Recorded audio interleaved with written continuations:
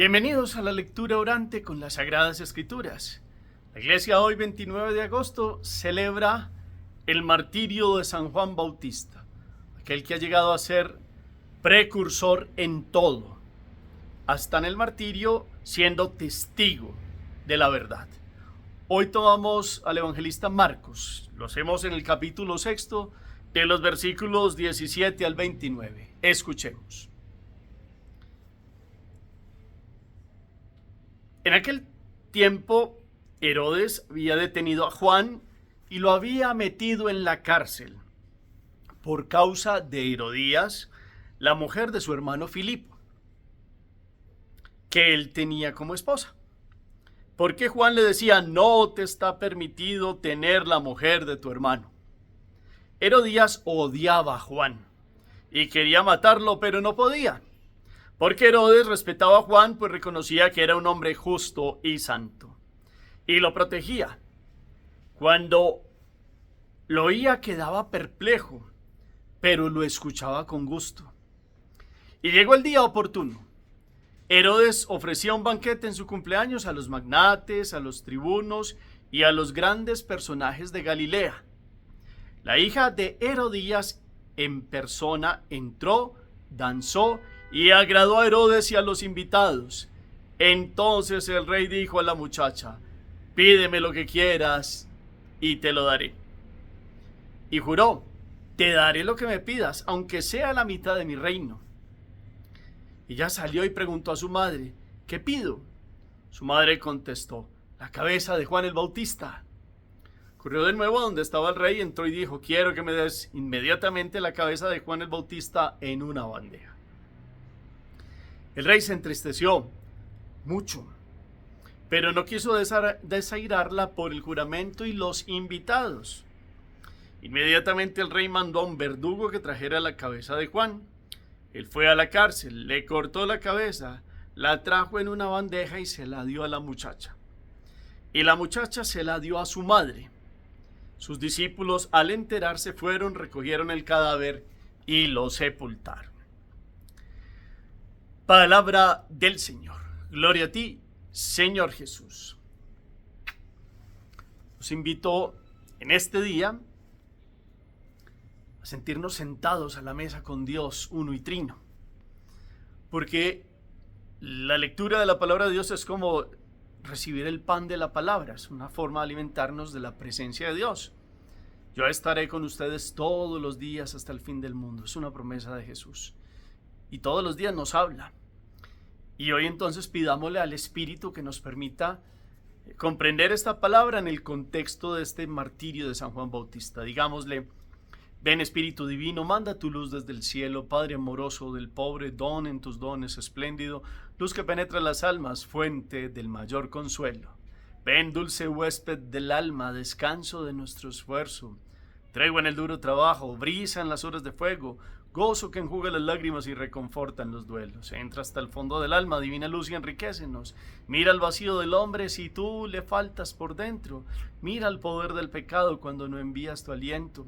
Riega la tierra en sequía, sana el corazón enfermo, lava las manchas, infunde calor de vida en el hielo, doma al espíritu indómito y guía al que tuerce el sendero. Reparte tus 7 dones según la fe de tus siervos. Por tu bondad y tu gracia, dale al esfuerzo su mérito. Salva al que busca salvarse y danos tu gozo eterno. Amén. Volvemos la mirada al texto. Capítulo 6 de Marcos, versículos 17 al 29. En una primera lectura nos hacemos las preguntas: ¿qué había pasado con Juan y Herodes? Puntualmente, hay una mujer aquí que intriga y que tiene un deseo. ¿Cuál es ese deseo? ¿Por qué esta mujer y Herodes reaccionan contra Juan? ¿Qué es lo que estaba pasando? ¿Cómo reaccionaba Herodes al escuchar a Juan? ¿Qué sentía hacia él? Llegó un día. ¿Qué día? ¿Cuál es la celebración? ¿Qué es lo que es el trasfondo de algo que pasa y se da una situación donde se toma una decisión? ¿Cuál es esa decisión? Porque hay un ofrecimiento. ¿Cuál es el ofrecimiento del rey ante algo que pasó allí? ¿Cómo se aprovecha una persona de esta situación y qué es lo que pide? qué es lo que termina pasando puntualmente allí y cuál es el desenlace final.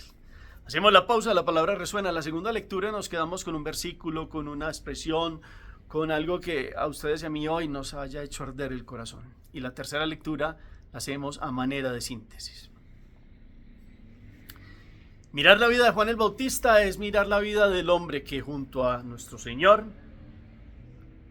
y a Nuestra Señora celebramos el día del nacimiento y el día de su muerte. El Señor Jesús murió y 3 días después resucita. Nuestra Señora es asunta al cielo en cuerpo y alma. Lo hemos celebrado el 15 de agosto y habíamos celebrado el 8 de septiembre su nacimiento, y con Jesús celebramos 24, 25, nacimiento, natividad. Pues con Juan el Bautista el 24 de junio celebramos natividad, pero el 29 de agosto siempre hacemos referencia al martirio del primer testigo. Y es digo primero porque pues decimos que el primer mártir es Esteban, pero si unimos todo lo que significa el camino del precursor, San Juan Bautista es precursor en todo. Entonces la iglesia, desde muy antiguo, al parecer en una iglesia en Sebaste, en Samaria, se ha honrado a Juan el Bautista desde comienzos del IV siglo. Ya el nombre de Juan el Bautista era muy importante y empezó a darse esta celebración del martirio de aquel hombre que verdaderamente fue el que se entregó totalmente al proyecto de Dios, como lo ha hecho Nuestra Señora, pues Juan el Bautista también. Son 3 en la tierra que estaban en ese momento, pues el Hijo del Padre, la Madre del Hijo de Dios y el precursor que allanaba el camino de Jesús. Entonces hay distintos momentos en el año donde miramos a Juan el Bautista, inclusive en Adviento, cuando antes de Navidad escuchamos mucho la figura de él, porque aparece aquel que prepara el camino. Conviértanse, el reino de los cielos está cerca. Yo no soy el Mesías, porque le mandaron una gente a preguntarle y él ha dicho que él ni siquiera es digno de desatarle la correa a las sandalias. Detrás de mí viene uno que es más grande que yo, y viene toda la comprensión de uno que perdóneme la redundancia, ha comprendido su misión. Entonces yo los invito hoy para que vayamos pensando si hemos comprendido la misión para la cual vinimos a la tierra. Y él, de precursor, de preparar los corazones, de una invitación a la conversión, para abrir el corazón al reino de Dios, pues vivió en la verdad. Y vivir en la verdad lo conllevó a esto que nos presenta hoy la palabra. Y la palabra en Marcos es muy, muy clara, con muchos detalles. Y es, previo a esto, se estaba hablando de la fama de Jesús que llegó a oídos del rey Herodes, y él había dicho que ese es Juan a quien yo mandé decapitar. Y ahí aprovecha Marcos para narrarnos por qué lo mandó a decapitar. El contexto lo hemos escuchado muchas veces, pero vayamos mirando detalles que nos sirven para que hagamos hoy como una revisión a profundidad de una enseñanza. Y es, Juan había metido en la cárcel Herodes Antipas, a Juan el Bautista, lo había metido en la cárcel. Herodes Antipas estaba conviviendo con la mujer de su hermano Herodes Filipo.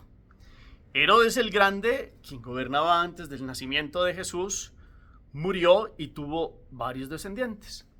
Y Roma les permitió, en honor de su padre, seguir gobernando, pero no, pues el emperador está por encima de ellos, pero a la manera de etnarcas y de virreyes de ciertas zonas que antes gobernaba totalmente Herodes el Grande. Y a Herodes Antipas le correspondió la Galilea y Perea. Galilea es ahí donde está el lago, toda esa región allá a la izquierda, y con toda esa zona donde está Nazaret, donde está Caná, donde están las ciudades costeras, y Perea baja el río Jordán y está al lado oriental. Y en esa región construyó un palacio que se llama Maqueronte. Allí en Maqueronte, Herodes Antipas hizo que Juan estuviera en una mazmorra, estuviera allí. Pero Herodes no rechazaba a Juan del todo. Lo hizo por presión de Herodías también seguramente le daba rabia cuando Herodes le decía: no te está permitido tener a la mujer de tu hermano. Pues como él era el rey, ¿qué diría? Pues es que quién es para mí, yo hago lo que quiera, yo soy el virrey. Roma me ha permitido gobernar, y en los momentos de soberbia pues le daba rabia, y más con la presión de Herodías, pues lo metió en la cárcel. Pero le gustaba escucharlo, dice Marcos. Lo escuchaba con gusto, inclusive dice que hasta cuando lo oía quedaba perplejo. Ese hombre era como muy, perdónenme la expresión, como una veleta, como que unas veces pensaba una cosa, otras veces pensaba otra, y esta mujer, que tenía una intencionalidad como perversa en orden a buscar como el poder, pues se había ido detrás de este Herodes para tener el poder. Eso es lo que pretendía Herodías. Y entonces llegó una ocasión, esto es puntual en el texto, llegó el día oportuno. ¿Cuál es el día oportuno? Estaba cumpliendo años Herodes. Y entonces ofreció la fiesta para los importantes que trabajaban con él, los herodianos. Y bailó la hija de Herodías, que Flavio Josefo, historiador judío, nos dice que se llamaba Salomé. Y Salomé bailó de tal manera que este hombre, como ya estaba bebido, estaba un poco ya ido de su conciencia, le prometió esta vida y la otra. Y le dijo que juraba darle lo que quisiera. Y después le dijo: aunque sea la mitad de mi reino. Este hombre, en esas muy habituales seguramente momentos de perder el control por el trago, porque era el rey, porque hablaba de más, pues aparece la ocasión propicia que tanto soñó Herodías. Y se vale de su hija, que bailó hábilmente y generó en este hombre seguramente lujurioso y de todo, pues un montón de consecuencias y de poder pedirle a este hombre aprovecharse de la promesa de un borracho. Esto es importante tenerlo en cuenta. Aprovecharse de la promesa de un borracho, y entonces hizo una manifestación, que la cual esta hija fue y le preguntó a su madre. Y la verdad, esto estaba ya tan preparado, que al parecer cuando entró Salomé en la presencia de su madre, le dijo: madre, vencimos. Eso era ya muy preparado. Es más, hay algo que no se conoce aquí. Si uno va a ver el capítulo 13 de los Hechos de los Apóstoles, hablan de unos personajes importantes que empezaron en el comienzo de la iglesia. Allí mencionan a uno que se llama Manaén. Manaén era hermano de leches, como de crianza de Herodes, y Manaén era discípulo de Juan el Bautista. Y cuando Manaén estaba en el palacio, le ayudaba a este Herodes cuando empezaba con sus trago y con sus cosas, como a poner los pies en la tierra, porque Manaén sí era un hombre con una voluntad más fuerte. Inclusive Manaén empezó a seguir a Jesús. Ese Manaén que mencionan allá en los Hechos de los Apóstoles, perdón que me vaya hasta allá, lo traigo acá a colación porque Manaén ese día no estaba en palacio. Entonces fue como un motivo más fácil para que esta mujer tuviera uno que no le hubiera impedido de una a hacer semejante barbaridad, semejante crimen, porque fue un crimen. Y la promesa de un borracho, pues por un prestigio humano, por la promesa de un rey, no echó para atrás algo que él sabía que era gravísimo. Y entonces en su conciencia siempre quedó el peso de este crimen. Y tuvo que acceder, por no desairarla ahí delante de los que estaban allí, que tenían ensalzado al rey poderoso, al virrey Herodes, y entonces se le trajo la cabeza. Estas pensaron que triunfaron, y los discípulos, después, al enterarse, recogen el cadáver. Todo ese contexto repetido es hoy mirar las situaciones de los contextos que se dan en la vida. Juan siempre fue un sí rotundo a Dios, comprendió su misión. Eso es lo que los invito a que hoy meditemos y comprendemos la misión que Dios nos ha dado en la vida. No hizo como: no, este es el poderoso, yo no le voy a decir nada. No, desde el principio fue un sí. Y esto nos lleva a que el precursor de aquel que vino a predicar a Jesús también muriera previo a la muerte de Jesús y fuera como un preludio de la Pascua de aquel Hijo de Dios que tampoco sería comprendido. Y acuérdense ustedes que también hubo un momento que nos narra allí Lucas en el capítulo 23 cuando a Jesús también fue llevado delante de Herodes, que hace tiempo quería conocer a Jesús y quería hacerle ver, quería que hiciera un milagro delante de él, y como Jesús no le respondió, se quedó en silencio y le puso una túnica blanca. Tuvo hasta la oportunidad de haber comprendido a Jesús y de haber sanado este crimen, y se le fue de las manos también por fantoche, perdónme la expresión, y porque pues era un hombre que se había acostumbrado a ser poderoso y que lo que decía se hacía. Pues aquí se equivocó cabalmente. Uno, en la promesa de un borracho, promete lo que él en sano juicio no quería y termina cometiendo este crimen que vino a ser precisamente un preludio, un martirio del testigo de la verdad. Ese es Juan el Bautista. Estamos siendo nosotros también testigos de la verdad. Nos dejamos llevar mucho también por el qué dirán, como este hombre. ¿Será que a veces podemos caer en situaciones porque el mundo dice que ofrece mucho trago, mucho montón de cosas, o el mundo de hasta para los jóvenes, y el ser humano pierde la capacidad de tomar decisiones claras? Y este es un contexto que nos trae como el enemigo y como el mal va trayendo al corazón intencionalidades que hacen equivocaciones que después nunca se puede recuperar la persona. Este hombre perdió el poder. Apareció no Herodes Antipas como es él, sino Herodes Agripa, y después Calígula a este lo desterró, a este Herodes, y murió por allá con lo que actualmente es Francia, al parecer, sin ningún tipo de poder. Y llegó otro que tampoco duró en el poder, que es Herodes Agripa. Y entonces vamos viendo que los poderes del mundo y los poderosos de este mundo, cuando toman estas decisiones o esta intencionalidad de perversión, pues tienen un momento en la vida y pasan. Resulta que quien es testigo de la verdad nunca pasará. Y quien es testigo de la verdad tendrá una vida puesta en Dios y no tendrá un dolor de conciencia para poderse presentar delante de Dios.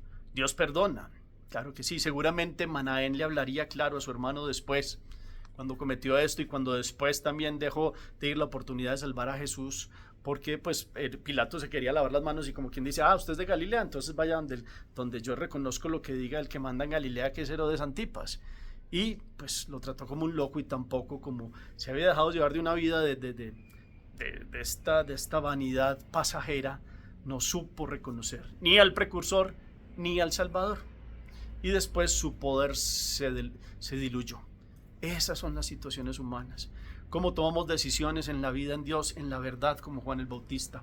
Cómo hemos comprendido nuestra misión. Cómo no nos dejamos llevar de situaciones que quitan la fuerza de tener una voluntad férrea y no equivocarnos. Que podamos ver que todas las ocasiones que lleguen a la día, aquí dice, llegó el día oportuno, pero llegó el día oportuno para el mal, por una cavilación maligna de estas mujeres. Y entonces, cómo nosotros todos los días son oportunos para encontrarnos con Dios y para ser testigos de la verdad. Hagamos oración. Bendito sea, Señor, por tu gracia, favor y bendición, por el testimonio del Bautista, que se fue precursor en todo, y con este testimonio de la sangre de aquel que pierde la cabeza por decir la verdad, en el sentido de dar la vida, pues fue el precursor de la Pascua, de aquel Hijo de Dios que ha venido a entregar su vida por la salvación del género humano. Queremos hoy, como Juan, ser testigos de la verdad, ser dueños de nuestra misión, la que nos has dado en el corazón, para verdaderamente seguirte hasta todas las consecuencias que tengamos por vivir en la verdad delante de ti. Amén. Gracias por el eco que colocan al final del chat. Coméntenme, o cada uno ahí, lo que les deja este pasaje, y sobre todo piensen en el propósito o la acción a la que los lleva. El Señor esté con ustedes, y la bendición de Dios Todopoderoso, Padre, Hijo y Espíritu Santo, descienda sobre ustedes y los acompañe siempre. Podemos seguir en paz. Demos gracias a Dios. Feliz día para todos.